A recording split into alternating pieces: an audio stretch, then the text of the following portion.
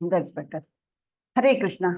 सभी को हरे कृष्णा। तो आज हमारा पहला अध्याय होगा भगवत गीता का, जिसका नाम है कुरुक्षेत्र में युद्ध का निरीक्षण, है ना। कुरुक्षेत्र के योद्धाओं का निरीक्षण करेंगे। कौन करेंगे? कौन करेंगे? अर्जुन करना चाह रहे हैं, है ना। तो मैं ये शेयर करती हूँ यहाँ पर, और उसके बाद मंगलाचरण करके हम चालू करेंगे। ठीक है, ये हो रहा है शेयर ठीक से?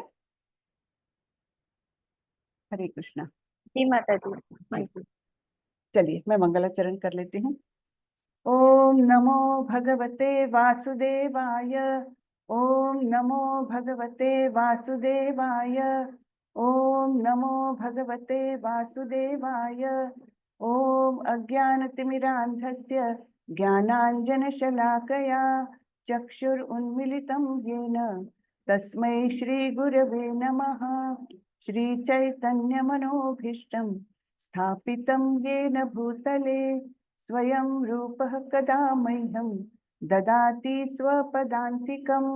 वन्देऽहं श्रीगुरो श्रीयुतपदकमलं श्रीगुरुन् वैष्णवांश्च श्रीरूपं साग्रजातं सहगण रघुनाथान्वितं तं सजीवं साद्वैतं सावधूतं परिजनसहितं कृष्णचैतन्यदेवं श्रीराधाकृष्णपादान् सहगण ललिता श्रीविशाखान्वितांश्च। हे कृष्ण करुणा सिंधु दीनबंधु जगतपते गोपेश गोपिका कांत श्री राधा कांत नमोस्तुते। तप्त कांचन गौरांगी राधे वृंदावनेश्वरी वृषभानुसुते देवी प्रणमामि हरिप्रिये। नमो विष्णुपदाय कृष्णपृष्ठाय भूतले श्रीमते भक्ति वेदांत स्वामी इति नामिने। नमस्ते सारस्वते देवे गौरवाणी प्रचारिणे निर्विशेषाय शून्यवादी पाश्चात्य देशतारिणे। जय श्री कृष्ण चैतन्य प्रभो नित्यानंदा श्री अद्वैत गदाधर श्रीवासादि गौर भक्त वृंदा। हरे कृष्णा कृष्णा कृष्णा हरे हरे, हरे राम राम राम हरे हरे, हरे कृष्णा कृष्णा कृष्णा हरे हरे, हरे राम राम राम हरे हरे। हरे कृष्णा। सभी का बहुत बहुत स्वागत है। तो हमने देखा था पिछले अध्याय में कि हमको क्या अपेक्षित है ना। तो उस दृष्टि से हम आगे बढ़ेंगे। तो भक्ति शास्त्री का पहला अध्याय, इसमें हम इस प्रकार करेंगे कि पहला जो खंड है युद्ध की तैयारी, ये बताया गया है। और दूसरे खंड में बताया है कि पांडवों के विजय के संकेत कैसे हमको मिलते हैं। तो पहला जो है युद्ध की तैयारी 1 से लेकर 11 श्लोक तक है, और फिर 12 से 20 तक है पांडवों के विजय के संकेत। और तीसरा खंड है जो अर्जुन सेना को देखते हैं। हाँ, तो देखते हैं हम आज 21-22 तक हम कवर करना चाहेंगे, 21 या 22 तक के श्लोक। ये हमने पिछली बार भी देखा था कि प्रभुपाद जी बोलते हैं अगर एक बार पढ़ने से मेरी किताब नहीं समझती कोई बात नहीं। हाँ, समझ नहीं रही तो कोई बात नहीं है, क्या करना है? बार बार पढ़ना है। तो हमको भी भक्ति शास्त्री में हर चैप्टर का, हर श्लोक का जो तात्पर्य जो प्रभुपाद जी ने दिया है, बहुत सुंदर दिया है। वो जब हम बार बार पढ़ेंगे तो उसमें हर बार हमको कुछ ना कुछ नया सीखने को मिलता है। ये प्रभुपाद जी के तात्पर्य की बिल्कुल खासियत है। आप 5 बार पढ़ेंगे, 6 बार पढ़ेंगे, फिर भी 10वीं बार भी पढ़ेंगे, तब भी आपको 11वीं बार ऐसा लगेगा अरे इसमें कुछ तो नया मुझे इस बार समझ में आ रहा है। तो आज के सत्र के अंत में छात्र निम्नलिखित विशेषणों की व्याख्या करने में सक्षम होंगे। कृष्ण द्वारा भगवत गीता बोलने तक की घटनाओं की श्रृंखला। तो क्या है ये श्रृंखला? भगवत गीता बोलने के लिए क्यों, मतलब भगवान क्यों बोलना चाहे? है, क्या उसके पीछे उनका विचार था कि क्यों उन्होंने बोली भगवत गीता? कोई बता सकता है? ये कारण क्या है भगवत गीता बोलने का? आवश्यकता क्यों लगी भगवान को? हरे कृष्णा। हैंड रेस करेंगे और जरा देखेंगे हम आप लोगों के विचार। हैंड रेस करें। स्वर्ण कांति मधुरी माधुरी माता जी, हरे कृष्णा जी। हरे माता कृष्ण जी, पंचांग प्रणाम माता जी। हरे कृष्णा जी। माता जी, भगवान श्री कृष्ण का उद्देश्य यह था, क्योंकि ये ज्ञान जब इस संसार में आया था तब परंपरा के हिसाब से आया था, फिर बीच में क्षीण हो गई थी, तो समाज तक पहुंच नहीं पा रही थी ये दिव्य ज्ञान। तो इसीलिए भगवान का उद्देश्य ये था कि मेरा ये जो दिव्य ज्ञान है वो संसार तक पहुंचे और कृष्ण भावनामृत भावना भावित होकर वो उन दिव्य धाम को प्राप्त करे, क्योंकि जीवन का चरम लक्ष्य और उद्देश्य तो वही है, अंतिम उद्देश्य तो वही है कि भगवत प्राप्ति है, और बिना ज्ञान के बदले में नहीं हो सकता। तो भगवान श्री कृष्ण ने अर्जुन के माध्यम से ये ज्ञान पहुंचाने की कोशिश की थी, ये थोड़ा प्रयास किया है माता जी। जी जी, बिल्कुल बिल्कुल सही माता जी। और भी कोई प्रयास करेंगे? और कौन जी बोलना माता चाहेंगे? जी जी माता जी, हरे कृष्णा। हाँ, आरती मिश्रा माता जी। जी जी जी माता जी, जैसे कि आपका प्रश्न था कि भगवान को क्यों जरूरत पड़ी भगवत गीता बोलने की, क्या कारण था। तो माता जी, जैसे कि अभी स्वर्णकांति माता जी ने बताया, मैं उसी को थोड़ा आगे बढ़ाना चाहूंगी, उसी उसी उसी को लेते हुए कि यहाँ पर अर्जुन को भी प्रभु ने देखा कि युद्ध के समय जो है वो अर्जुन जो है वो भ्रम और मोह की स्थिति में है, और बहुत ही इस वजह से वो शोक में पड़ गए, वो धर्म संकट की अवस्था में पड़ गए। तो यहाँ पे प्रभु को लगा कि इनको उन्हें मार्गदर्शन देना ही पड़ेगा, और इसके लिए प्रभु ने, वहाँ एक श्लोका भी आता है माता जी, भगवत गीता के अध्याय 4 के में 7वां श्लोक है, जिसमें प्रभु ये बताना चाहते हैं कि जब भी धर्म की हानि होगी और धर्म बढ़ेगा, तब तब प्रभु इस धरती पर आते हैं। और जैसे कि माता जी, गीता का ज्ञान इसलिए देना पड़ा क्योंकि जैसे कि मैंने बताया अभी कि अर्जुन का मोह और भ्रम दूर करना था, क्योंकि वह बहुत ही शोक में पड़ा हुआ था, वो धर्म संकट की स्थिति में था, उसे समझ में नहीं आता। तो प्रभु उसे ज्ञान दे सकते थे कि सही अर्थों में क्या है, इस स्थिति को उसे किस तरीके से लेना चाहिए। दूसरा माता जी की ये जो जन्म मृत्यु कर्म मोक्ष आदि आदि जो ये सारे जो विषय है माता जी, बहुत ही गुड़ गुड़ विषय है, बहुत ही गुड़ ज्ञान का विषय है, और इसे किसी और से समझा नहीं जा सकता, ये ईश्वर के द्वारा ही समझा जा सकता है। तो कहीं ना कहीं माता जी, ये कारण था कि प्रभु ने इसको गीता के माध्यम से हम सबके लिए प्रस्तुत किया। हरे जी, कृष्ण। बहुत अच्छे बहुत अच्छे। और कौन बोलना चाहेगा? श्री राधा ब्रजेश्वरी। हरे कृष्ण माता जी। और हरे कृष्णा। हरे कृष्णा। मैं बोलूं क्या माता जी थोड़ा? हरे कृष्ण। अच्छा, श्री राधा माता जी बोल रही थी ना, नंबर था उनका। हरे कृष्णा माता जी। जी माता जी, जी, वही माता जी जो आरती माता जी ने बोला, मैं वही बताना चाहती थी अच्छा हाँ। कि जब यहाँ पर संशय हुआ था तो मार्ग दिखाने के लिए, और ऐसी मतलब बड़ी चीज यही था कि मानव जाति को जीवन धर्म और आध्यात्मिक मुक्ति का मार्गदर्शन करवाने के लिए ही भगवत गीता बोली गई थी। बहुत तो उन्होंने अच्छे। वो पॉइंट्स कवर कर जी लिया, तो मैंने अपना हैंड जी, रेज अच्छा किया अच्छा, जी। इसलिए आपने हैंड्स डाउन किया। Okay okay okay. अभी कौन बोलना चाह रहे थे माता जी? मैं माता जी बताना चाहता हूँ। जी मैं बोल रही थी माता जी। हरे कृष्णा। एक जन कोई भी बोलिए। हाँ जी माता जी, दोनों माताओं ने तो बहुत अच्छी तरह से समझा दिया, श्रीदेवी माता जी ने। हाँ लेकिन भगवान कृष्ण ने भगवत गीता को अर्जुन को समझाने के लिए कहा था कि कुरुक्षेत्र के युद्ध में अपने परिवार और गुरुजनों के साथ उन्हें लड़ने में दुविधा हो रही थी, तो उसके लिए उन्होंने भगवत गीता बताई। और पहले ही अध्याय में जैसे अर्जुन को अपने परिवार और गुरुजनों के साथ लड़ने के बारे में कई संदेह और चिंता आए थी, तो वो अपने कर्तव्य और धर्म के बारे में अनिश्चित थे। तो इसलिए भगवान ने भगवत गीता में अर्जुन को समझाया कि अपना कर्तव्य और धर्म किस तरह निभाना चाहिए, लड़ना चाहिए, और आत्मा के बारे में बताया जी, कि आत्मा शरीर बहुत अच्छे। आत्मा अमर है और शरीर तो नश्वर है। जी जी इतना, जी माता जी, इतना ही बोलना चाहूंगी। हरे कृष्ण। देवेश प्रभु जी, आप बोलना चाह रहे थे? हरे कृष्ण माता जी। हरे कृष्ण। एक्चुअली भगवत गीता का मुख्य उद्देश्य है कि मानव जीवन का परम लक्ष्य बताना, अर्थात भगवान श्री कृष्ण की जो शरण में जाकर भौतिक बंधन से मुक्त होना। और ये जो है एक दार्शनिक ग्रंथ नहीं है, ये एक आध्यात्मिक विज्ञान बताया है। श्री कृष्ण भगवान खुद जो परमेश्वर है उन्होंने बताया है। तो ये एक भगवान का वाणी है, ये साधारण मनुष्य का वाणी नहीं है। यही है माता जी। बहुत अच्छे, बहुत अच्छे, सबने बहुत अच्छा बताया। अच्युत प्रभु, अच्युत अनुराग प्रभु। हरे कृष्णा। हरे कृष्ण माता जी, दंडवत प्रणाम। दंडवत प्रणाम प्रभु।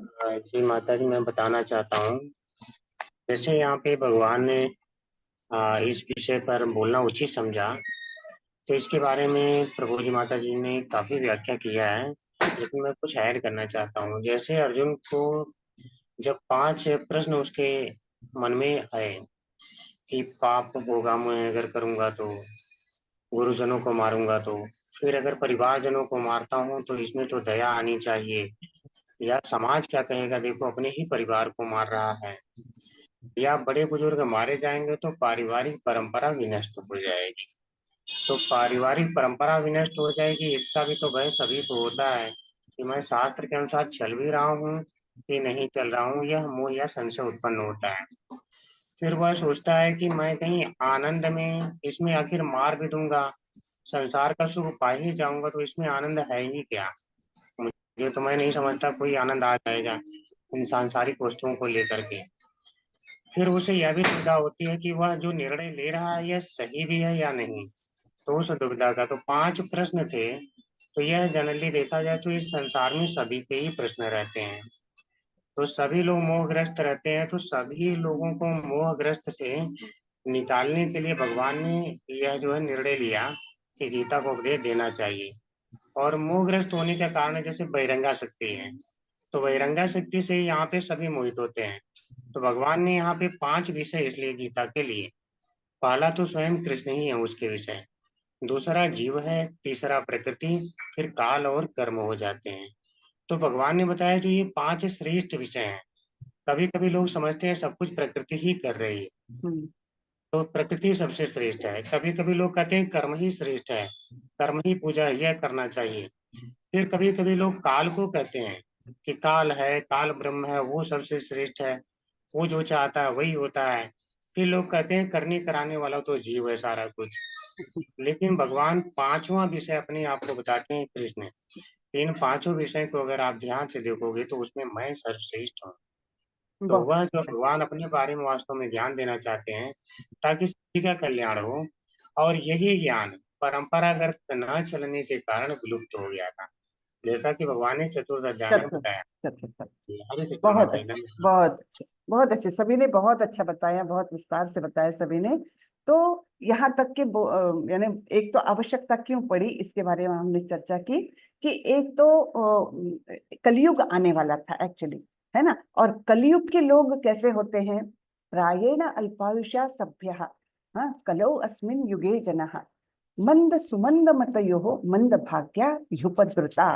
तो कलयुग के लोगों की ऐसी अवस्था होने वाली है, ये भगवान जानते थे कलयुग आने ही वाला है।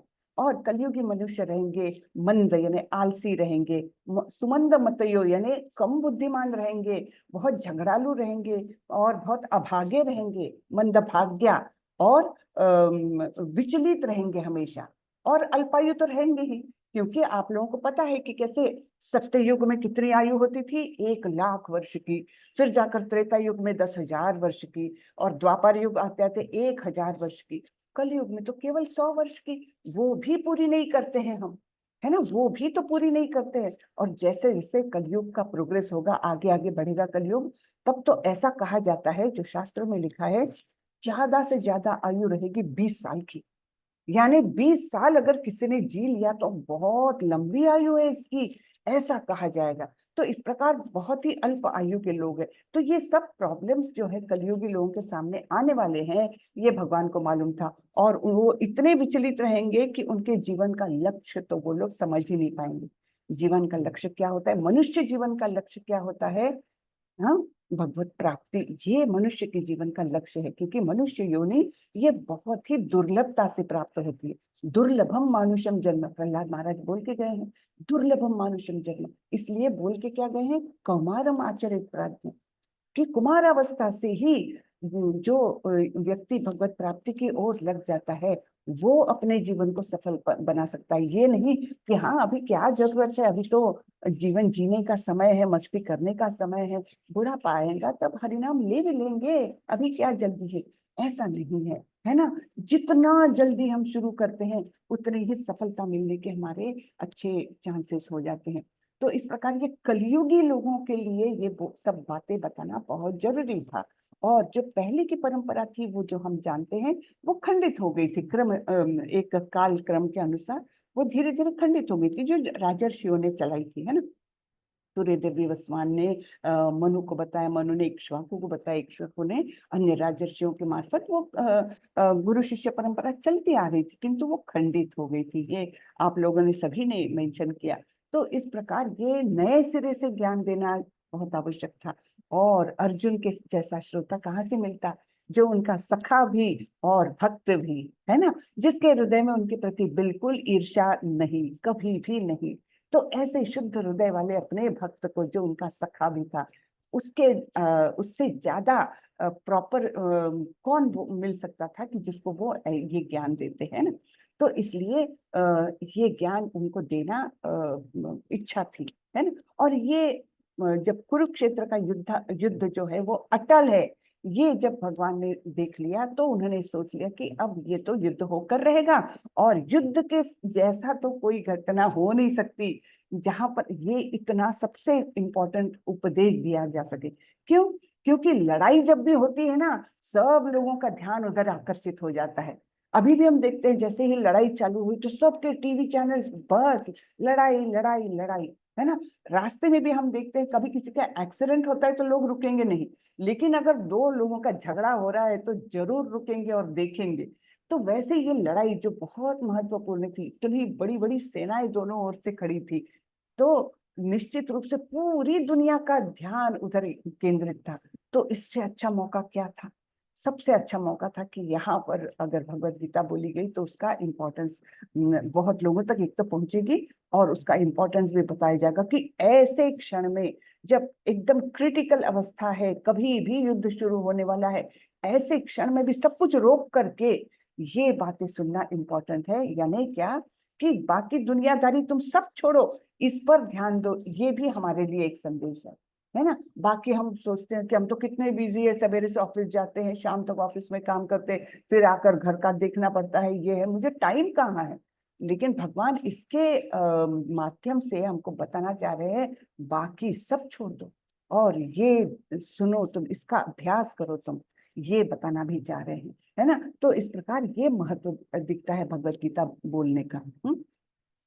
और प्रस्तावना के अनुसार श्रील प्रभुपाद के मनोदशा और मिशन के पहलुओं की पहचान, है ना। क्या है प्रभुपाद जी का मिशन? प्रभुपाद जी का मिशन है कि ज्यादा से ज्यादा लोगों को कम से कम सतोगुण तक उठाए, ज्यादा से ज्यादा लोगों तो, और सतोगुण से भी ऊपर फिर शुद्ध सत्व में ला करके फिर उनको जो आत्मज्ञान है वो उनको प्राप्त हो जाए, बराबर ना। तो कम से कम सतोगुण तक लाना, ये तो पहला प्राइमरी उनका मिशन था। और उसके लिए एक तो उनके गुरु की आज्ञा, उनके गुरु कौन थे? कौन थे? हरे कृष्णा। हरे कृष्णा माता जी, श्री भक्ति भक्ति सिद्धांत भक्ति सरस्वती सिद्धांत गोस्वामी सरस्वती। श्री भक्ति सिद्धांत बिल्कुल सरस्वती बिल्कुल, ठाकुर महाराज भक्ति सिद्धांत सरस्वती ठाकुर ये उनके गुरु थे। और उन्होंने उनका आदेश दिया था कि तुम अंग्रेजी के इतने अच्छे ज्ञाता हो तो तुम विदेशों में जाओ और अंग्रेजी भाषा में इस कृष्ण भावनामृत का प्रसार प्रचार करो, है ना। तो विदेश में जाकर, नहीं तो प्रभुपाद जी ने इतने सालों तक हिंदुस्तान में कृष्ण भावनामृत का प्रसार करने की बहुत कोशिश की थी। उन्होंने एक लीग ऑफ डिवोटीज करके भी संस्था चालू की थी और बहुत प्रयत्न किया था कि यहाँ पर भक्त को प्रेरित करें, लेकिन यहाँ उनको सक्सेस नहीं मिली। तो ये हमको दिखाता है कि किस प्रकार गुरु के आज्ञा का शब्दशः पालन करना है ना। शब्दशः जब गुरु ने बोला है कि विदेश में जाकर के तुम इसका प्रसार करो, तब वो यहाँ पर कोशिश करते रहे उनको सक्सेस नहीं मिली। लेकिन जब विदेश में गए तो देखिए 65 में गए और 66 अगले ही वर्ष उन्होंने इस्कॉन की स्थापना की, और उसके बाद उन्होंने कभी पलट के नहीं देखा, इतना उनको रिस्पांस मिला, है ना। तो ये है गुरु के शब्दों की महिमा, कि कोई भी शब्द आप उसको दुर्लक्षित नहीं कर सकते, कि अच्छा मेरे गुरु ने बोला है ना प्रसार करने को, ठीक है विदेश में नहीं यहीं पर कर लेता हूँ, नहीं उनको नहीं मिली सक्सेस। तो ये भी एक बात हमने ध्यान में लेनी चाहिए, बराबर है ना। तो इस प्रकार प्रभुपाद जी की मनोदशा थी कि पूर्णतः गुरु के आज्ञा का पालन, चाहे कुछ भी हो जाए, चाहे कितने भी कष्ट सहन करने पड़े, गुरु के आदेशों का पालन करना है। हाँ, और फिर आगे आगे बढ़ेंगे हम। हाँ, ये सब अभी आगे आगे हम चर्चा करेंगे, ठीक है।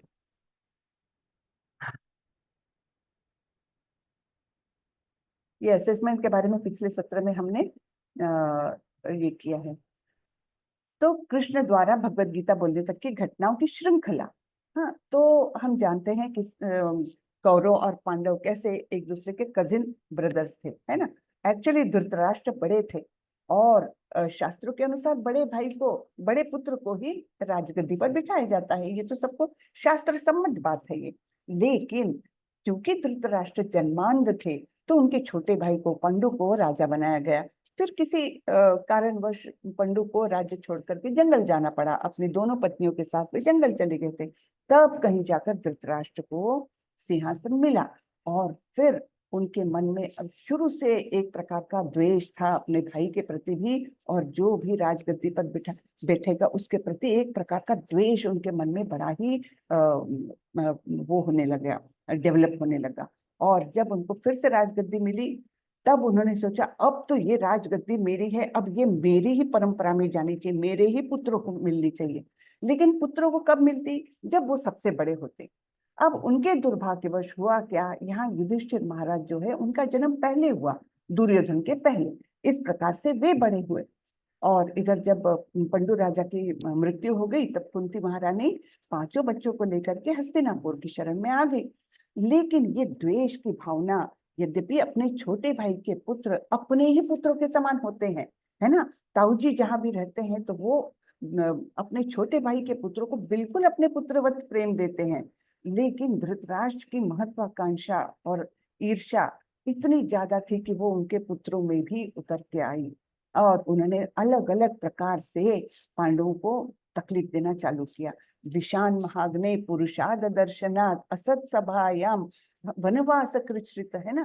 कुंती महारानी की जो स्तुति है अपना भागवतम में, उसमें उन्होंने वर्णन किया है कि किस किस प्रकार से हम लोगों को प्रताड़ित किया गया। विशान महाग्ने पुरुषाद दर्शनात्, विष दिया, फिर अग्नि में जलाने का प्रयत्न किया, फिर असत सभायाम वनवास कृच्छ्रित, यानी असत लोगों की सभा में मेरे पुत्र वधु को जलील करने का, उसको उनका वस्त्र हरण करने का प्रयत्न किया गया। और अनेक अनेक युद्धों में हमारे साथ युद्ध हुआ, और बड़े बड़े लोगों ने हम पर आक्रमण किया, है ना। और अंत में तो आप लोगों को पता है, जब कुरुक्षेत्र का युद्ध खत्म हो गया था, तब अश्वत्थामा बचे हुए थे, और उन्होंने बदले की भावना से ब्रह्मास्त्र चलाया था उत्तरा के गर्भ की ओर। यानी जो इकलौता वंश बचा हुआ था उत्तरा के गर्भ में, उसके तरफ भी ब्रह्मास्त्र डाला गया था, जिसको कृष्ण ने गर्भ के अंदर प्रवेश करके उसको वो कर दिया था, उसको उसका तेज हरण कर लिया था, है ना। तो इस प्रकार से वो कुंती महारानी बोलती, तो इतने तरीके से पांडवों को मारने की कोशिश की गई। उसके बाद वो जब वनवास गए, उसके बाद द्यूत क्रीड़ा वगैरह होने के बाद, सब कुछ होने के बाद, जब राज्य मांगने आए तो बिल्कुल राज्य देने से इनकार कर दिया। तब कृष्ण स्वयं शांति दूत बनकर कौरव के पास गए और बोले कि चलो तुम पूरा राज्य नहीं देना चाहते, आधा दे दो।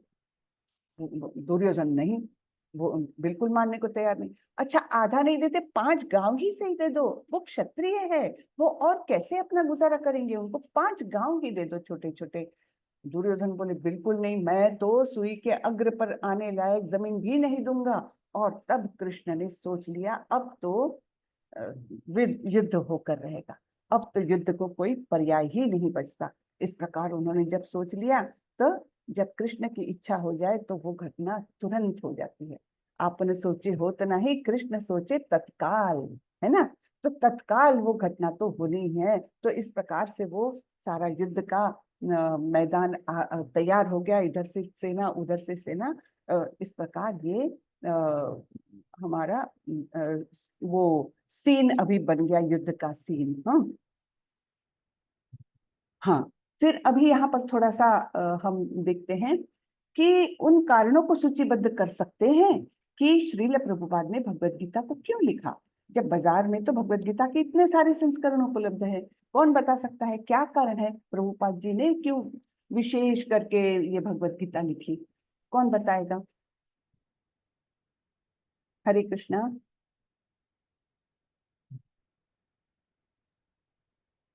हाँ हरे कृष्णा। जी, कोई अलग अलग लोग बताएंगे तो अच्छा रहेगा। अच्छे, आप तो बहुत अच्छा बताते हैं। और कोई बताएगा तो तानिया माता जी आप बताएं। सबने पार्टिसिपेट करना है। हाँ, सबने पार्टिसिपेट कर, ये ओपन डिस्कशन रहेगा अपना, हरे क्योंकि इसका उद्देश्य हरे ये है कृष्णा माता सबको जी। बोलना है। जी हरे कृष्णा माता जी। जी माता जी। प्रभु प्रभु जी दंडवत प्रणाम। हैंड रेस करें फिर बोलेंगे तो अच्छा रहेगा प्रभु, नहीं तो जो लोग हैंड रेस करते हैं उन पर अन्याय हो जाता है, बराबर ना। जी अभी बोल लीजिए, कोई बात नहीं। हरे कृष्णा माता जी, दंडवत प्रणाम। धन्यवाद। प्रभुपाद ने भगवत गीता यथारूप का इसलिए रचना की तब क्योंकि में बहुत सी भगवत गीताएं लिखी गई थी बुद्धिमान पुरुषों द्वारा, महान आचार्यों द्वारा, लेकिन उनके जो मर्म था भगवत गीता का, भगवान जो संदेश दिए थे अर्जुन के को, उस संदेश उस मर्म को यथारूप में प्रस्तुत न करके उन्होंने अपने मनोविचार मनोधर्म को प्रस्तुत किया था। इसलिए वास्तविक भगवान का क्या प्रयोजन था भगवत गीता अर्जुन को बताने का, उस उद्देश्य की पूर्ति के लिए प्रभुपाद ने भगवत गीता का यथारूप का उल्लेख किया था। हरे कृष्ण। हरे कृष्ण। तानिया माता जी। जी हरे कृष्ण माता जी, दंडवत प्रणाम। धन्यवाद प्रणाम। जी माता जी, जैसे प्रभु जी ने बताया, क्योंकि बहुत सारे जो टीकाकार थे उन्होंने अपनी बुद्धि के अकॉर्डिंग और अपनी बुद्धि उसमें लगा करके भगवान जो बताना चाह रहे थे उसको वैसे डिस्क्राइब ना करके उन्होंने अपने अनुसार अपने तर्क उसमें डाल दिए। तो प्रभुपाद जी को लगा कि भगवान ने जो हमें ज्ञान दिया है उसे हमें जैसा भगवान ने दिया है उसी तरीके से समझने की आवश्यकता है यथारूप में। इसीलिए उन्होंने एक नया ग्रंथ Bhagavad Gita as it is इसकी रचना की, ताकि हम बाल नहीं पूछिए ठीक से। हरे कृष्णा। हाँ ये लो सेना। प्लीज म्यूट कर रखे अपना सब लोग। हाँ तानिया माता जी। पहना दो ना। ये गंदा है ना, तो कौन? माता जी हाँ सब बोलो। ताकि मैं हो खोना पड़ेगा। तो ये नींद आ रही तो लेट जा थोड़ी देर, प्लीज कितने बजे म्यूट बुलाइए। करें माता जी। कौन है? कविता माता जी का स्पीकर ऑन है, प्लीज इसको बंद कर दीजिए। माता जी आप मेरे को बना दीजिए। जी आपको होस्ट नहीं है क्या? ओहो नहीं माता जी, हाँ ओके ओके। मैं म्यूट कर सकता हूँ। हाँ आपका नाम?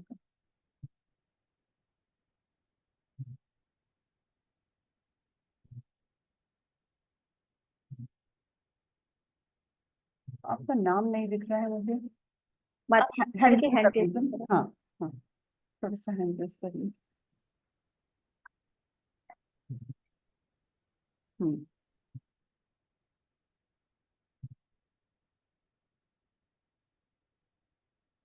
जी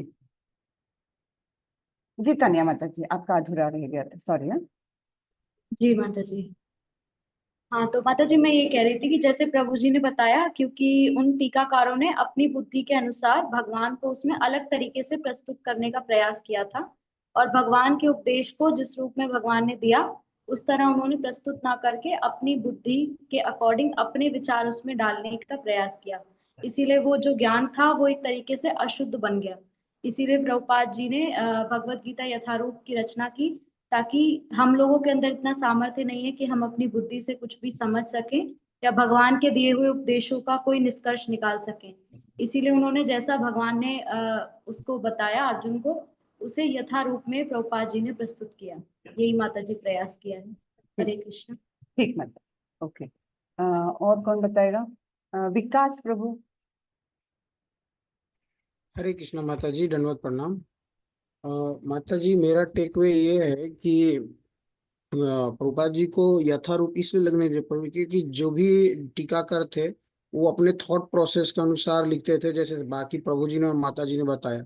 अगर कोई लेखक बैकग्राउंड से रहता था तो वो दृष्टिकोण से रहता था, कोई समाजवाद से अगर है तो उस पे, तो हर बार में गीता का जो भाव है बदल जाता है। तो जो भगवान का जो वाणी है वो अलग अलग विचारों में बदल जाता था। तो प्रभुपाद जी ने उसमें से जो मूल रूप था, जो गुरु परंपरा के अनुसार जो बताया गया था, जो भगवान के बाद में ब्रह्मा जी, 12 ब्रह्मा जी के बाद नारद जी में, वो उन्होंने रिसर्च किया और वहां से सारे कोलेबरेटिवली लिखने के बाद में उसको एक फॉर्म में वो ड्राफ्टिंग भी किए थे। जब उनकी माता जी ने चाय के रूप में निकाल दिया था, तो वो बहुत पहले से उस पर काम कर रहे थे, वो सडनली नहीं लिखे थे। तो वो ये बहुत जरूरी है। और उसमें उन्होंने हर श्लोका में प्रैक्टिकल अप्रोच डाला है। हम अगर श्लोका अगर पढ़ते हैं और उसको देखते हैं तो वो लगता है कि हमारा ही जिंदगी का कोई घटना वहां पे घट रही है। हम अगर को रिलेट करते हैं तो गुस्सा है, परीक्षा है, जिंदगी का हर हर चीज दिखता है। अल्टीमेटली हमारा जिंदगी का सेवा रूप आता है। तो इसीलिए यथारूप बाकी टीकाओं से बहुत डिफरेंट और प्रैक्टिकल अप्रोच में गीता है। जो इसको फर्स्ट बार में तो ऐसा लगता है कि ये नई बुक है, लेकिन जब दोबारा तिबारा जब हम जब पढ़ते हैं लेवल 1 से अभी तक, ये लगता है कि कितनी आसान लैंग्वेज में लिखी हुई है। हम इसको स्कूल के टाइम पे क्यों नहीं पढ़े, कॉलेज के टाइम में क्यों नहीं पढ़े। तो वो मेरा है। तो उन्होंने इसको सेवा भाव, यथारूप, गुरु परंपरा, सब चीज को कोलेबरेटली लेके उसको उन्होंने किया है माता जी। जी जी, बहुत अच्छे। हरे कृष्ण जी। और एक लेते हैं फिर हम आगे बढ़ते हैं। श्री राधा माता जी। हरे कृष्णा। श्री राधा जी। हरे कृष्णा जी। माता जी आवाज नहीं आ रही है। माता जी उनके यहाँ पर नेटवर्क प्रॉब्लम है। Okay okay. हरे कृष्ण माता जी, मेरी आवाज अभी आ रही है? हाँ अभी आ रही है जी। हरे कृष्णा। हरे कृष्णा जी। हरे कृष्ण माता जी, आवाज आ रही? हाँ हमको आ रही है, जी आपको? माता जी। हाँ जी माता जी। माता जी मैं भी वही बोल रही थी कि जब प्रभुपाद जी ने ये बुक आज इट इज लिखने की शुरुआत की, तो जैसे आपने बताया कि जो उनके गुरु थे श्रील भक्ति सिद्धांत सरस्वती ठाकुर ने, उन्होंने उनको कहा था कि पश्चिम में जाके गीता का भाव को मतलब बताना है। तो अगर वो शुद्ध संदेश नहीं सुनाएंगे तो फिर वो निर्णायक चरण में नहीं पहुंच सकते थे। वो एक रीजन था। उसके बाद जैसे प्रभु जी ने भी बोला, माता जी ने बोला, वही सही है कि गीता जो है वो भगवान की सीधी वाणी है, और उसको टीकाकारों ने अपने कर्मवाद या अपने राष्ट्रवाद के हिसाब से चेंज किया था, तो वो सही नहीं था, इसीलिए उन्होंने इसको लिखा था माता जी। बिल्कुल सही, बहुत बहुत धन्यवाद। अगले इसमें मैं बाकी लोगों का लूंगी। हाँ, त्रिलोकनाथ प्रभु से अगले पॉइंट पर लूंगी। अभी मैं इसको क्लोज करती हूँ। तो ये सभी ने अच्छे पॉइंट्स बताए हैं कि एक तो श्रीला प्रभुपाद को लिखने की जरूरत ये पड़ी कि जब उन्होंने मार्केट में संस्करण देखे, भाष्य देखे, करीबन 800 से ऊपर भाष्य अवेलेबल है। हाँ, भगवत गीता पर, लेकिन हर का कैसा है, पॉइंट ऑफ व्यू अपने अनुसार कर दिया है।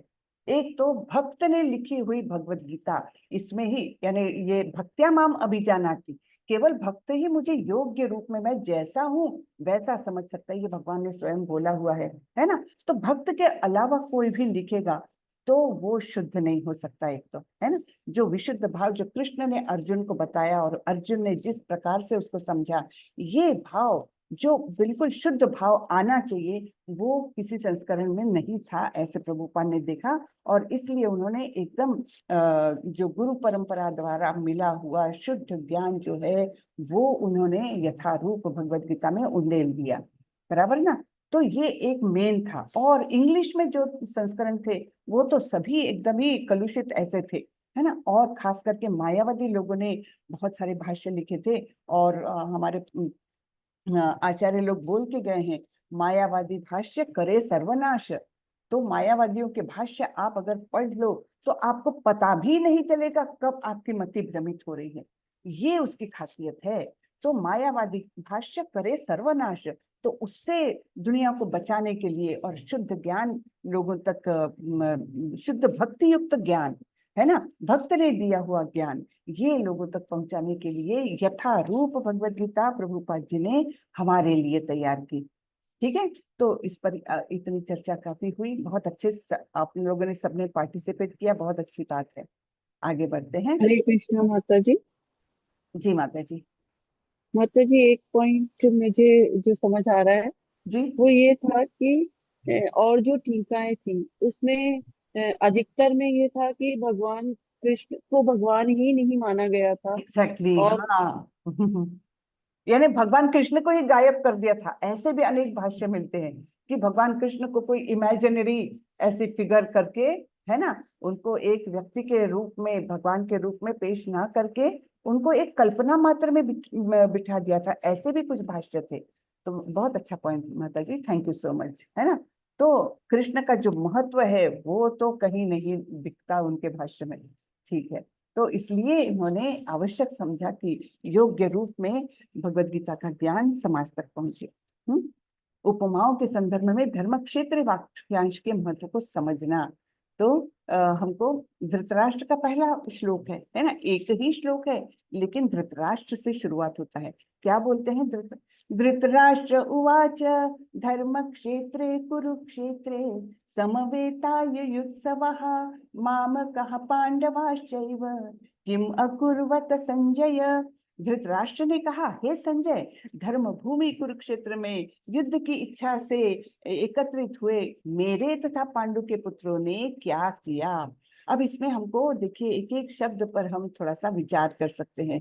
धर्म क्षेत्र, धर्म क्षेत्र यानी क्या?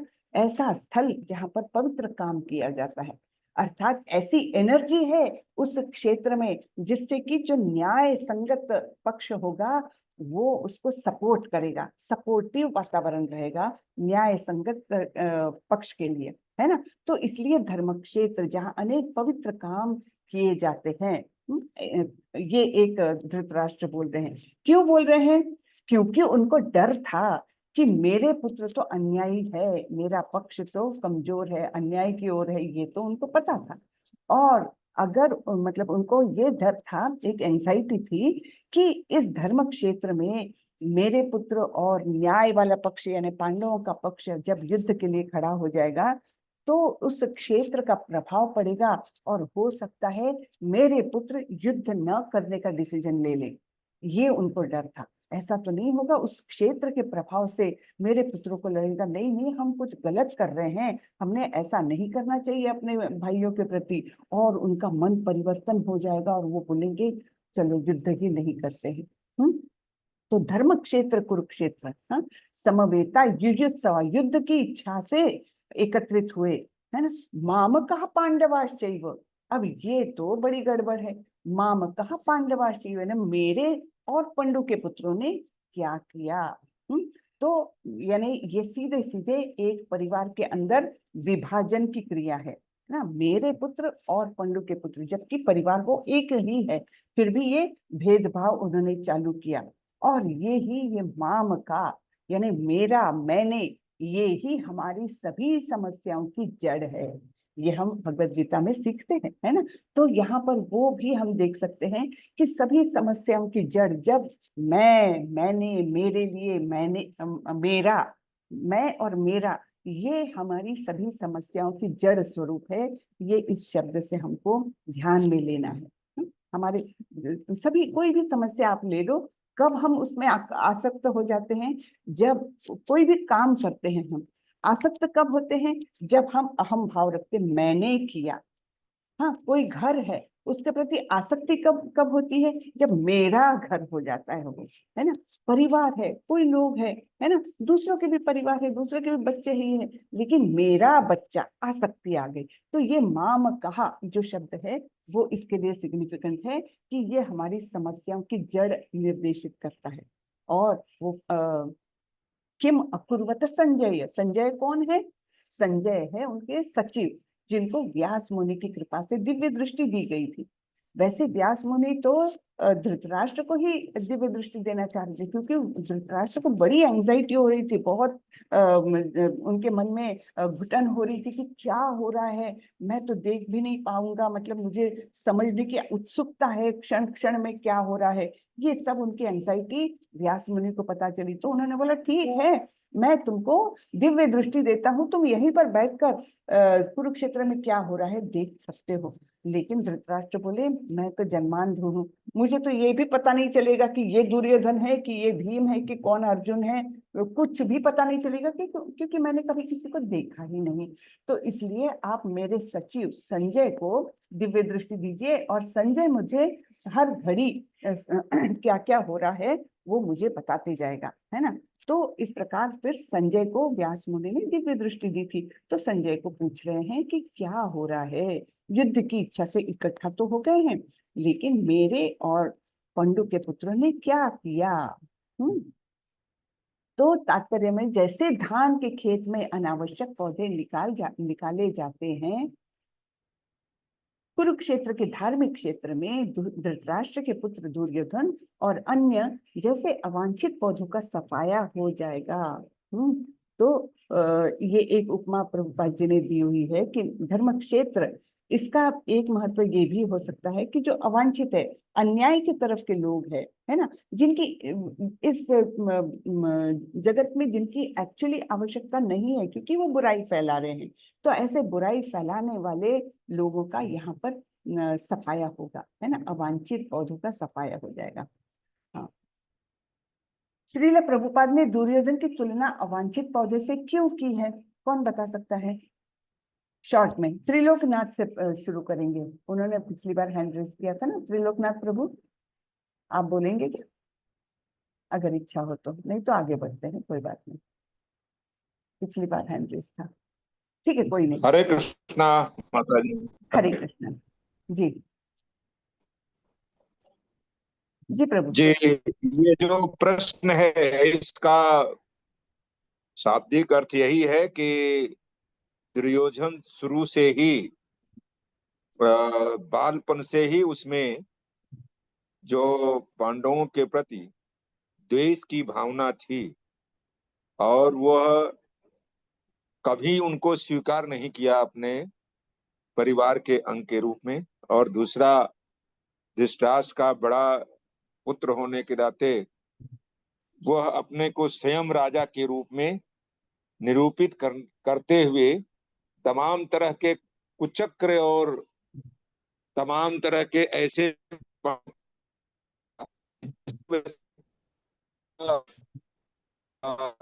आपकी आवाज बहुत कट रही है प्रभु, आवाज नहीं आ रही। नेटवर्क की प्रॉब्लम हो सकती है माता जी। हाँ, हाँ। हरे कृष्णा, मेरी आवाज आ रही है? अभी आ रही है जी। जी जी जी जी। ये जो प्रश्न है कि श्री प्रभुपाद ने दुर्योधन की तुलना अवांछित पौधे से क्यों, इसका मतलब तात्पर्य है कि जन्म से ही वह पांडु पुत्रों को एक कभी भाई के रूप में स्वीकार नहीं किया, और उसकी महत्वाकांक्षा इतनी जबरदस्त थी कि अपने आगे अपने आप को उत्तराधिकारी के रूप में, राजा के रूप में ही मानता रहा। छोटे से लेकर के और बड़े होने तक पांडु पुत्रों को जितने भी षड्यंत्र किया है, कुचक्र रचा है, उनको सफाया करने का काम किया है, चाहे वो जहर दे करके या तमाम तरह की घटनाओं को। इस वजह से वो दुष्ट प्रकृति के होने के नाते वह अवांछित पौधे के रूप में उनकी प्रभुपाद ने उसको संज्ञा दिया है, ऐसा मेरा कहना है। और एक प्रश्न जो मैं करना चाह रहा था उसको भी मैं जोड़ देना चाहता हूं कि श्रील प्रभुपाद जी ने यथारूप गीता का तो बढ़िया प्रकाशन किया है, उन्होंने लिखा है, इसमें दो राय नहीं है कि सहज है, सरल है, लेकिन कुछ लोगों को, कुछ ऐसे भी लोग हैं जिनको हमें जोड़ना चाहिए। चाहे जो है यहाँ गोरखपुर के जो ये पोद्दार साहब हैं, उनकी गीता ले लीजिए, अखंडानंद स्वामी अखंडानंद जी के सरस्वती गीता आप ले लीजिए, किसी मामले में कमजोर नहीं है, किसी मामले में कमजोर नहीं। ऐसे कुछ 2-4 लोगों की गीता सर्वग्राह्य है, और उनमें अगर कहा जाए तो इनका भी गीता किसी मामले में कमजोर नहीं है। ठीक है प्रभु, वो तो खैर यह हम हमारे विषय के बाहर जा रहे हैं, बात हमारे विषय के बाहर आ रही है प्रभु जी। ठीक है, तो ये हमारा परव्यू नहीं है। जब हमने ये मार्ग चुन लिए थे अभी इस्कॉन का, तो हम प्रभुपाद जी के पुस्तक का अभ्यास करते हैं, इसके बाहर नहीं करते हैं। तो ये तो मेरे इसके बाहर की बात है। चलिए अच्युत प्रभु, आप कुछ बोलना चाहेंगे? हरे कृष्णा माता जी, दंडवत प्रणाम। दंडवत प्रणाम। माता जी, मैं ये कहना चाहूंगा कि जो दुर्योधन है, इसकी तुलना अवांछित पौधे से इसलिए की गई है कि ये जहाँ खड़े हैं लोग, उसका स्थान का नाम है कुरुक्षेत्र, और कुरुक्षेत्र को कहा गया धर्म स्थल। तो जहाँ धर्म स्थल है, तो वहां पर भगवान कृष्ण उपस्थित है, वो धर्म की स्थापना करने के लिए गए हैं। तो जो दुर्योधन इत्यादि कौरव और इनकी तरफ से शामिल राजा इत्यादि हैं, वे सभी क्या है कि अधर्म के मार्ग पे चल रहे हैं। तो इसलिए उनको अगर उखाड़ के फेंक दिया जाएगा, तो धर्म रूपी जो वह तीर्थ स्थल है, वहां पे केवल धर्म की ही स्थापना हो जाएगी और अधर्म का नाश। तो इस प्रकार भी जैसे खेत में अवांछित पौधे होते हैं, इसी प्रकार धर्म की जगह पे ये अवांछित के समान है। हरे कृष्ण माता जी। जी हरे कृष्ण। जी प्रभु। सुधा माता जी। हरे कृष्णा माता जी, सादर प्रणाम। हरे कृष्ण माता जी, दुर्योधन की तुलना अवांछित पौधे से इसलिए की गई है कि उसमें एक तो शुरू से ईर्ष्या थी और बहुत महत्वाकांक्षा थी। जो मतलब समाज में रहने के लिए जो व्यक्तियों में प्रेम भाव और जो उसमें अच्छे भाव होने चाहिए थे, वो नहीं होकर उसमें हमेशा ईर्ष्या रही और वो अधर्म के मार्ग पर था। तो इसलिए ऐसे लोगों से हमारे समाज में हानि ही होगी। तो ऐसे लोगों को अवांछित पौधे की तरह से उखाड़ फेंकना चाहिए। ठीक ठीक माता जी। चलिए बहुत बहुत धन्यवाद, सबने पार्टिसिपेट किया और सबने अच्छे पॉइंट्स रखे। बहुत बहुत धन्यवाद। आगे बढ़ते हैं हम जी। फिर संजय उवाच दृष्ट्वा तु पांडवानीकं व्यूढ़ं दुर्योधनस्तदा आचार्यमुपसंगम्य राजा वचनमब्रवीत्। संजय ने कहा, हे राजन, पांडुपुत्रों द्वारा सेना की व्यूह रचना देखकर राजा दुर्योधन अपने गुरु के पास गया और उसने ये शब्द कहे। अब यहाँ पर हमने देखना है कि संजय के उसमें आ गया, ध्यान में आ गया कि किस प्रकार धृतराष्ट्र अत्यंत उत्सुक है जानने के लिए, और उनके मतलब एक एंजाइटी बढ़ रही है, बहुत ज्यादा उनको आतुरता हो रही है, क्या हो रहा है क्या नहीं हो रहा है। तब उनको थोड़ा सा शांत करने के लिए, थोड़ा सा पैसिफाई करने के लिए संजय ने यहाँ पर क्या अपनी बुद्धि लगाई है कि वो बोल रहे हैं राजा दुर्योधन, है ना। यद्यपि दुर्योधन राजा नहीं है वो उनको भी पता था, लेकिन एक प्रकार से धृतराष्ट्र के कलेजे को थोड़ी सी शांति देने के लिए वो बोल रहे हैं राजा दुर्योधन अपने गुरु के पास गए। तो पांडुपुत्र की सेना की भी अच्छी व्यूह रचना देखी उसने, और फिर उनको लगा अरे बाप रे, ये व्यूह रचना तो बहुत ही बुद्धिमानी से तय की है। तब वे गए अपने गुरु के पास, द्रोणाचार्य के पास, और बोले पश्यैतान् पांडुपुत्राणाम् आचार्य महतीं चमूं व्यूढ़ां द्रुपदपुत्रेण तव शिष्येण धीमता।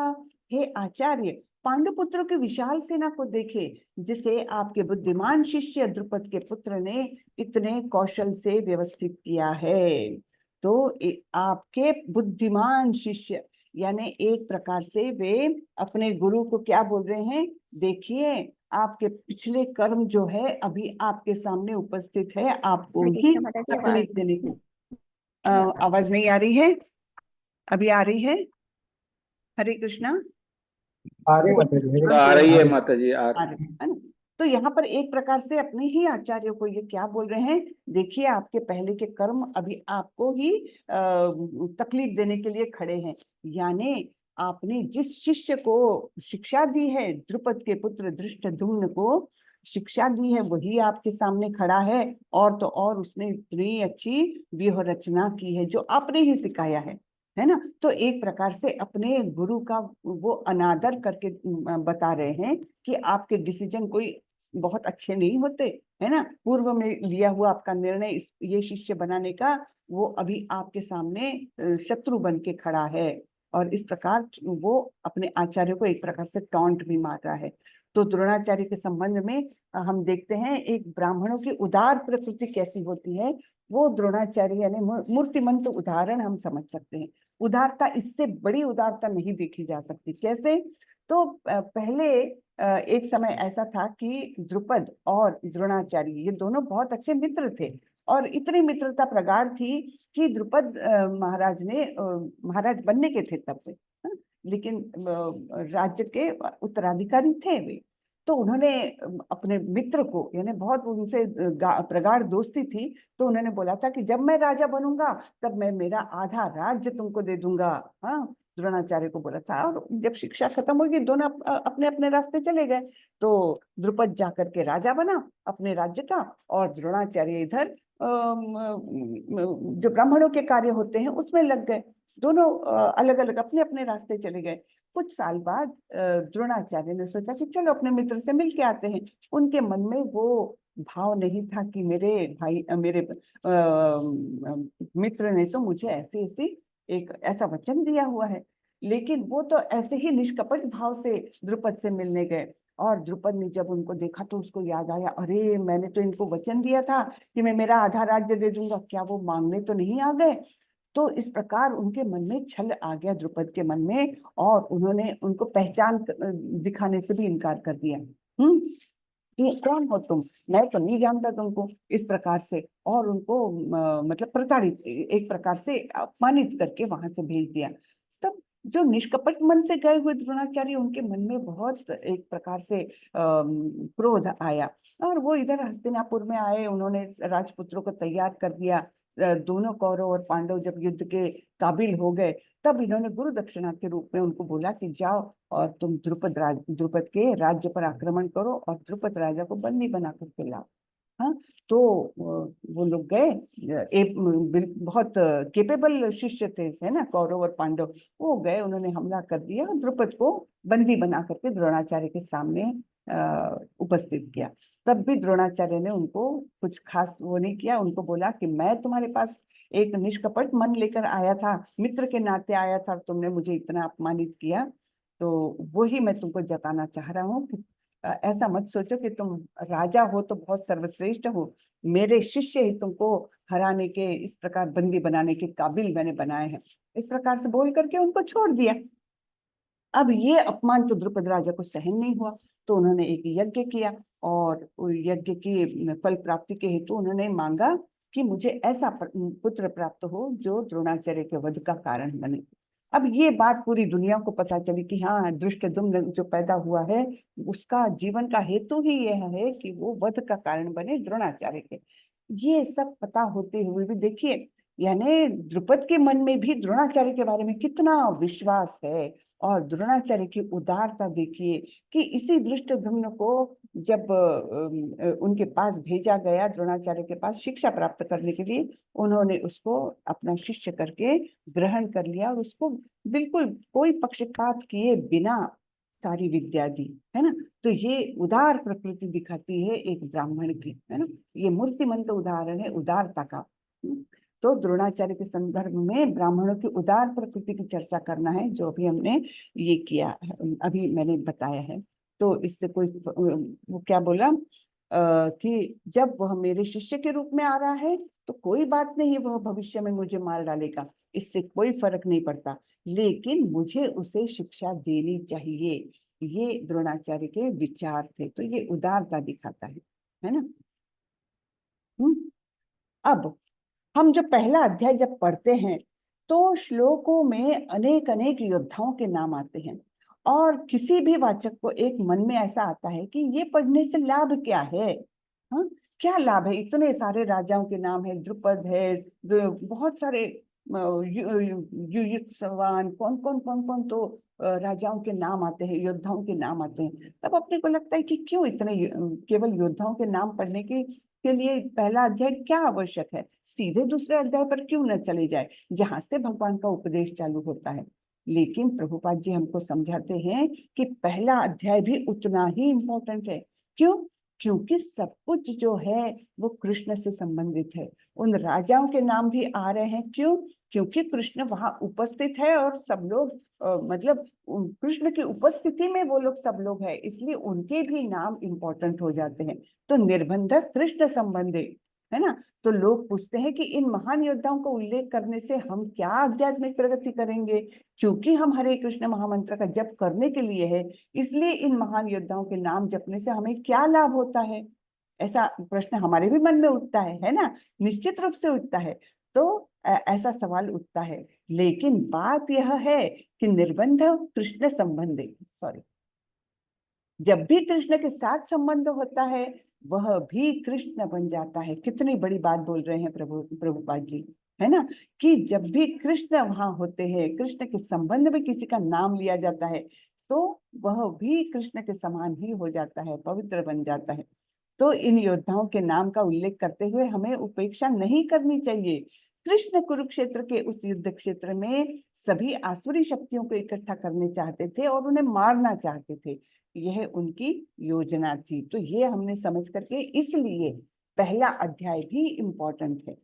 ठीक है। तो ये बहुत बार प्रश्न उठता है, मेरे स्वयं के भी मन में बहुत बार ये पहले शुरुआत में उठता था कि ये पहले अध्याय में इतने सारे नाम है, क्या पढ़ना इसको, दूसरे अध्याय से अच्छा है। हाँ, हम शरीर नहीं आत्मा है, आत्मा का स्वरूप ऐसा है, ये सब पढ़ने में अच्छा है, ये उपदेश योग्य है, यहाँ पर क्या पढ़ना, है ना। तो ये बताया गया है कि नहीं, ये भी इम्पोर्टेंट है क्योंकि कृष्ण वहां है, कृष्ण के संबंध में जो भी होगा वो इम्पोर्टेंट है। हाँ, तो इसलिए हमको पहला अध्याय भी पढ़ना चाहिए। अब दुर्योधन की कूटनीति के उदाहरण को की पहचान करना। तो कौन बता सकेगा? छोटे छोटे उदाहरण है यहाँ पर, या हम पहले पढ़ ले उसके बाद बात करते हैं। हाँ?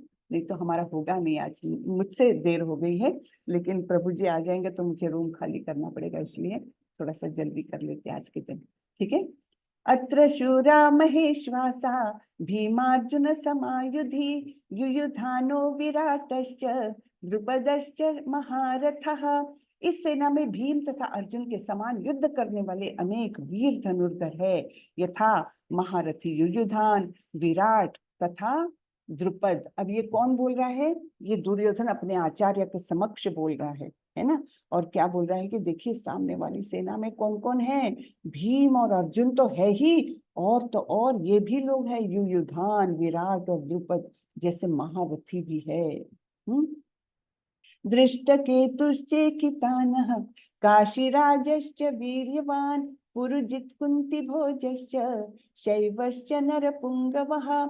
इनके साथी दृष्टकेतु, चेकितान, काशीराज, पुरुजित, कुंती भोज तथा शैव जैसे महान शक्तिशाली योद्धा भी है।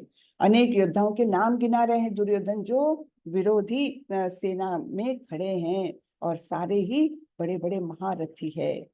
फिर युधामन्युश्च विक्रांत उत्तमौजाश्च वीर्यवान सौभद्रो द्रौपदेयाश्च सर्व एव महारथः। पराक्रमी युधामन्यु, अत्यंत शक्तिशाली उत्तमौजा, सुभद्रा का पुत्र तथा द्रौपदी के पुत्र, ये सभी महारथी है। तो ये सारे योद्धाओं के नाम गिना रहे हैं। हाँ, अब ये होने के बाद उनको लगा, इतने नाम तो गिना दिए विरोधी पक्ष के, तो उनको क्या लगा, ये मैं बोल रहा हूँ इससे इनका मनोधैर्य जो है वो कम हो सकता है मेरी सेना का, कि मैं तो उनके योद्धा गिना रहा हूँ। ये गलती अपनी जैसे ही ध्यान में आई इसके दुर्योधन के, तो उसने एकदम से अपना रंग बदला। हाँ, पहले तो जब इतने बड़े बड़े बड़े सेनानी हैं, और फिर जैसे उनको लगा कि अरे ये मैं ठीक नहीं कर रहा हूँ, कि अपने मनोबल इनका गिरना नहीं चाहिए, मेरी सेना का, मेरे जो सेनापति है द्रोणाचार्य, इनका मनोबल गिरना नहीं चाहिए, तो तुरंत अपनी तरफ का बताने लगा। अस्माकं तु विशिष्टाये तान्निबोध द्विजोत्तम नायका मम सैन्यस्य संन्यास्थतान् ब्रवीमि ते। किंतु हे ब्राह्मण श्रेष्ठ, आपकी सूचना के लिए मैं अपनी सेना के उन नायकों के विषय में बताना चाहूंगा जो मेरी सेना को संचालित करने में विशेष रूप से निपुण है। अब अपने पॉजिटिव पॉइंट्स गिना रहे हैं दुर्योधन, है ना। क्या बोल रहे हैं? भवान भीष्मश्च कर्णश्च कृपश्च समतिञ्जयः अश्वत्थामा विकर्णश्च सौमदत्तिस्तथैव च। मेरी सेना में स्वयं आप है ना, आप है, और भीष्म है, कर्ण, कृपाचार्य, अश्वत्थामा, विकर्ण तथा सोमदत्त का पुत्र भूरिश्रवा आदि है जो युद्ध में सदैव विजयी रहे हैं। तो इस प्रकार से दुर्योधन अपने ओर के पॉजिटिव पॉइंट्स, स्ट्रॉन्ग पॉइंट्स गिना रहे हैं कि आप स्वयं इतने बड़े दुर्जेय वो है, योद्धा है और भीष्म पितामह जैसा है। फिर तुरंत से अपने मित्र पर आए कर्ण, है ना। भीष्म के पहले तो नाम नहीं ले सकते थे, तो भीष्म के बाद तुरंत से कर्ण, हाँ, और फिर से कृपाचार्य जो द्रोणाचार्य के रिश्तेदार भी है, हाँ, और अश्वत्थामा जो द्रोणाचार्य के पुत्र है। इस प्रकार देखो पॉलिटिकली एकदम साउंड इसमें नाम गिना रहे हैं दुर्योधन, है ना। ऐसे वैसे नहीं गिना रहे हैं, उनका सीरियल भी जो है वो भी महत्वपूर्ण है। तो विकर्ण, अब विकर्ण कौन है? जो 100 कौरवों में से केवल एक कौरव का नाम क्यों ले रहे हैं? क्योंकि विकर्ण एक अकेला ऐसा भाई था कौरवों में से कि जिसने, जब द्रौपदी का चीरहरण हो रहा था तब विरोध जताया था, अकेला विकर्ण था। बाकी तो दुशासन और बाकी सब तो हंस रहे थे और मतलब प्रोत्साहित कर रहे थे दुर्योधन की क्रियाओं को, लेकिन विकर्ण अकेला एक था जिसने विरोध जताया था। तो इसलिए विकर्ण एक स्पेशल कैटेगरी में आ जाता है। इसलिए विकर्ण का भी नाम बताया था कि विकर्ण को बहुत अपनी तरफ लेने के लिए, एक प्रकार से कि अपनी तरफ खींचने के लिए कि नहीं नहीं विरोधी पक्ष में न जाए, चला जाए, इस प्रकार विकर्ण का भी नाम लिया। और सोमदत्त का पुत्र भूरिश्रवा, इन सब के नाम लिए दुर्योधन ने, जो युद्ध में सदैव विजयी रहे हैं। अन्ये च बहवः शूरा मदर्थे त्यक्त जीवितः नाना शस्त्र प्रहरणः सर्वे युद्ध विशारदः। ऐसे अन्य वीर भी हैं जो मेरे लिए अपना जीवन त्याग करने के लिए उद्यत है। वे विविध प्रकार के हथियारों से सुसज्जित है और युद्ध विद्या में निपुण हैं। तो बाकी लोगों की भी तारीफ कर रहे हैं, लेकिन कैसे कि हाँ, अन्य वीर है जो इतना सैक्रिफाइस, अपने जीवन को भी न्यौछावर करने के लिए तैयार है मेरे लिए, हाँ, मेरे लिए अपना जीवन भी न्यौछावर करने के लिए तैयार होकर के यहाँ आए हैं, और वे सभी अलग अलग युद्ध विद्या में निपुण है। अपर्याप्तं तदस्माकं बलं भीष्माभिरक्षितं पर्याप्तं त्विदमेतेषां बलं भीमाभिरक्षितं। हमारी शक्ति अपरिमेय है और हम सब पितामह द्वारा भली भांति संरक्षित है, जबकि पांडवों की शक्ति भीम द्वारा भली भांति संरक्षित होकर भी सीमित है। तो अब अपने पॉजिटिव पॉइंट्स बोलते बोलते अभी क्या बोल रहे हैं कि हमारी शक्ति देखिए, बहुत सेना तो उनके यहाँ बहुत ज्यादा थी, कौरवों के पक्ष में सेना बहुत ज्यादा थी और पांडवों की तुलना में। तो वो भी पॉइंट बता रहे कि हमारी सेना बहुत बड़ी है, और तो और पितामह जो है वो उनके द्वारा संरक्षित है, जबकि पांडवों की सेना सीमित है, कम है, लेकिन भीम उसकी रक्षा कर रहे। तो भीम का भी पॉइंट स्ट्रॉन्ग है ना। जैसे भीष्म पितामह इधर प्रोटेक्शन वाले हैं, वैसे वहां भीम है, ये भी जता दिया उन्होंने। अयनेषु च सर्वेषु यथा भागमवस्थितः भीष्ममेवाभिरक्षन्तु भवन्तः सर्व एव हि। अतएव सैन्य व्यूह में अपने अपने मोर्चे पर खड़े रहकर आप सभी भीष्म पितामह को पूरी पूरी सहायता दे। तो भीष्म पितामह जो हमारा स्ट्रॉन्ग पॉइंट है सबसे, तो वो वैसे तो वृद्ध हो गए हैं, हाँ, तो सबका सपोर्ट उनको मिलना बहुत आवश्यक है, तब कहीं जाकर वो अच्छे मनोबल से और युद्ध करेंगे। तो इस प्रकार ये सारे जो हमने श्लोक पढ़े वो क्या बता रहे हैं कि दुर्योधन कैसे पॉलिटिशियन था, है ना, कूटनीति उसकी कैसी थी। पहले तो थोड़ा सा क्रोधित हो गए थे अपने गुरु पर कि आपने देखिए धृष्टद्युम्न को शिक्षा दी और अभी वो ही खड़ा है अपने सामने, वो थोड़ा सा मतलब टॉन्ट मारा, एक प्रकार से क्रोधित हुआ है अपने ही गुरु पर, और फिर उनको पैसिफाई करने के लिए फिर अलग अलग बातें करने लगा। पहले तो उनके पॉइंट्स गिनाए पांडवों के, और फिर बोलने लगा, मन में सोचा कि अपने पक्ष का मनोबल बढ़ाना बहुत आवश्यक है, तो अपने स्ट्रॉन्ग पॉइंट्स भी गिनाए, और वो भी गिनाते समय वो कहीं चुका नहीं है। सबसे पहला, आप कितने स्ट्रांग हो, द्रोणाचार्य ने सबसे पहले इम्पोर्टेंट जिससे बात कर रहे उसको दे रहे हैं, है ना। और फिर भीष्म पितामह, फिर कर्ण, इस प्रकार से अपने अपने अपने योद्धाओं के नाम गिनाए। तो ये सब कूटनीति के उदाहरण हमको समझ में आ रहे हैं, ठीक है ना।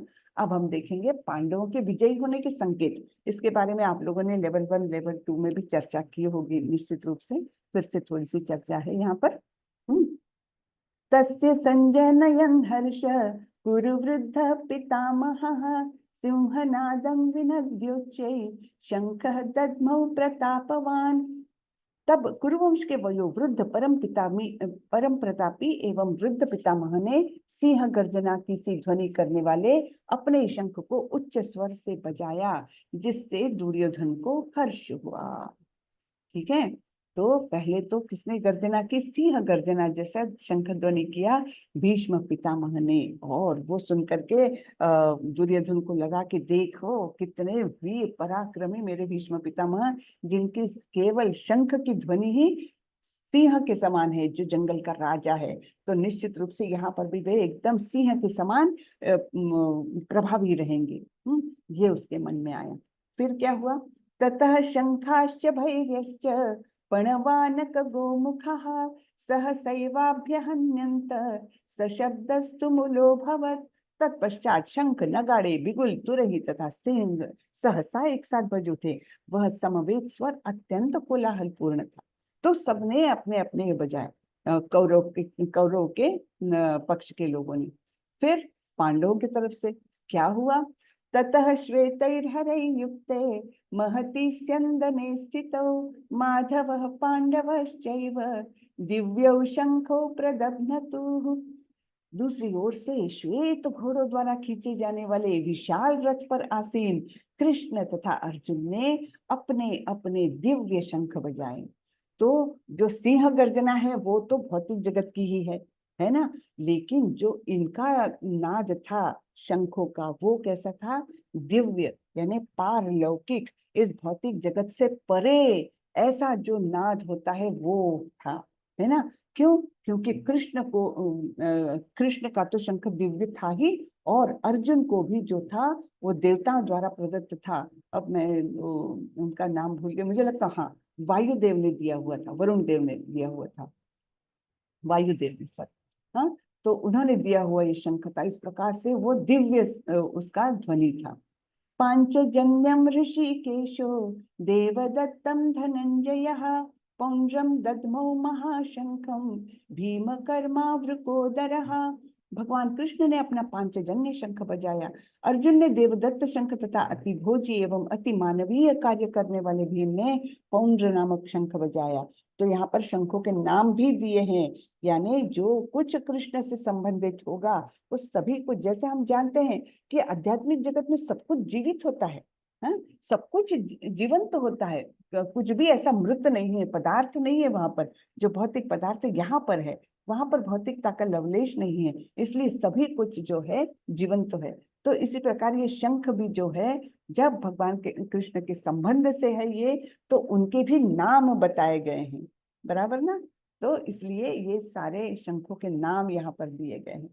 अनंत विजयम राजा कुंती पुत्रो युधिष्ठिरः नकुलः सहदेवश्च सुघोषमणि पुष्पकौ काश्यश्च परमेश्वासः शिखंडी च महारथः दृष्टद्युम्नो विराटश्च सात्यकिश्चापराजितः द्रुपदो द्रौपदेयाश्च सर्वशः पृथ्वीपते सौभद्रश्च महाबाहुः शंख दद्मौ पृथक पृथक। हे राजन, कुंती पुत्र राजा युधिष्ठिर ने अपना अनंत विजय नामक शंख बजाया तथा नकुल और सहदेव ने सुघोष एवं मणिपुष्पक शंख बजाए। महान धनुर्धर काशीराज, परम योद्धा शिखंडी, दृष्टद्युम्न, विराट, अजेय, सात्यकी, द्रुपद, द्रौपदी के पुत्र, तथा सुभद्रा के महाबाहुपुत्र आदि सबों ने अपने अपने शंख बजाए। तो इस प्रकार ये शंखों का ध्वनि, दिव्य ध्वनि निकला। और क्या हुआ उससे, जब पांडवों के पक्ष से ये सारा शंख ध्वनि निकला तो उससे क्या हुआ, धृतराष्ट्र के पुत्रों के हृदय को विदीर्ण कर गया ये नाद, है ना। सघोषो धार्त्र राष्ट्राणाम हृदयानि व्यदारयत् नभश्च पृथ्वीं चैव तुमुलोभ्यनुनादयन्। इन विभिन्न शंखों की ध्वनि कोलाहल पूर्ण बन गई, जो आकाश तथा पृथ्वी को शब्दायमान करती हुई धृतराष्ट्र के पुत्रों के हृदयों को विदीर्ण करने लग गई। तो ये क्यों हुआ, क्योंकि कृष्ण उस पक्ष में थे, पांडवों के पक्ष में, और वो ध्वनि जो निर्मित हो रही थी वो दिव्य थी। इस भौतिक जगत में उसके कंपेरेबल साउंड कोई नहीं था। हाँ, इसलिए वो दिव्य थी, जिसको समझ पाना बहुत कठिन हो गया। और वो कोलाहल ऐसा था कि सभी कौरवों के पक्षों के हृदय जो है वो एकदम कांप गए, डर लग गया उनको। अथ व्यवस्थितान् दृष्ट्वा धार्तराष्ट्रान् कपिध्वजः प्रवृत्ते शस्त्र संपाते धनुरुद्यम पांडवः ऋषिकेशं तदा वाक्यम इदमाह महीपते। उस समय हनुमान से अंकित ध्वजा लगे रथ पर आसीन पांडुपुत्र अर्जुन अपना धनुष उठाकर तीर चलाने के लिए उद्यत हुआ। हे राजन, धृतराष्ट्र के पुत्रों को व्यूह में खड़ा देखकर अर्जुन ने श्री कृष्ण से ये वचन कहे। ठीक है, तो यहाँ पर हनुमान से अंकित ध्वजा, हनुमान से ही अंकित क्यों, क्योंकि हनुमान जी ने रामचंद्र जी का जब रावण से युद्ध हुआ था तो बहुत महत्वपूर्ण भूमिका निभाई थी विजय पाने की दृष्टि से, है ना। और कृष्ण और कोई नहीं, है ना, कृष्ण के अवतार थे रामचंद्र जी, है ना। जैसे हम ब्रह्म संहिता में पढ़ते हैं, रामादिमूर्तिषु कला नियमेन तिष्ठन् नानावतारमकरोद्भुवनेषु किन्तु कृष्ण स्वयं समभव परमपुमान्यो गोविंदमादिपुरुषं तमहं भजामि। तो वहां पर क्या बताया है कि जिनके पूर्णांश, है ना, राम जैसे अनेक पूर्णांश और कला यानी पूर्णांश के अंश ऐसे अनेक अवतरित हुए हैं, लेकिन कृष्ण स्वयं समभव यानी कृष्ण स्वयं अवतारी है। तो इस प्रकार से उनका ब्रह्म संहिता में वर्णन हुआ है। तो हनुमान जी जिन्होंने राम जी को मदद की थी, वो निश्चित रूप से जब द्वापर में कृष्ण आए तो उनको भी मदद करने हेतु वो आए, और फिर वो इस प्रकार ध्वज पर अंकित हो गए, जो दिखा रहा है कि कृष्ण जहां पर है वहां पर वो हमेशा साथ देंगे हनुमान जी, है ना, और विजय में उनको निश्चित रूप से आगे मतलब मदद करेंगे, मददगार सिद्ध होंगे।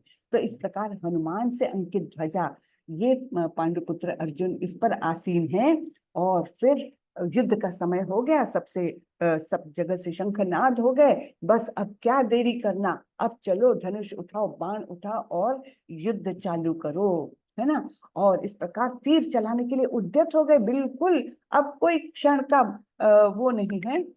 एक सेकंड, हाँ एक सेकंड।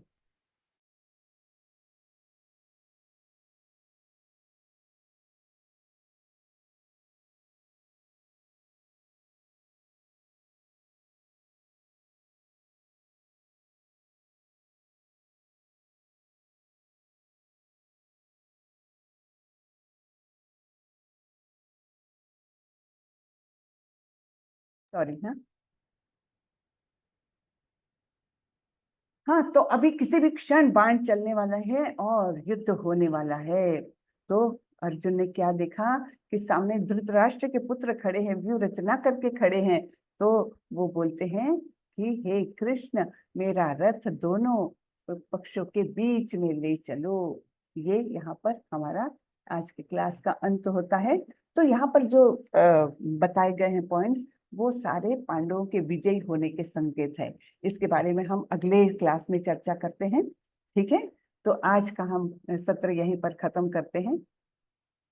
तो हमने काफी पॉइंट्स कवर कर लिए हैं। अगले सत्र में इसको आगे बढ़ाएंगे। पहले चर्चा कर लेंगे कि कौन से पॉइंट्स हैं जो विजय की ओर संकेत कर रहे हैं। ठीक है, तो आज का क्लास यहीं खत्म करते हैं।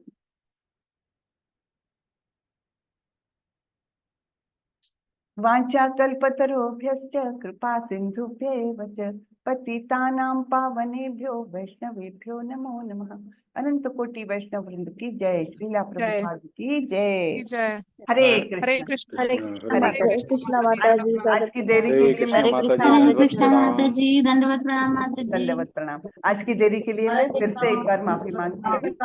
वो थैंक यू माता जी, उन- बहुत सुंदर एक्सप्लेनेशन किया माता जी, thank you so Hare much. Krishna Hare Krishna. चलिए चलिए अगले सैटरडे को मिलते हैं। हरे कृष्णा।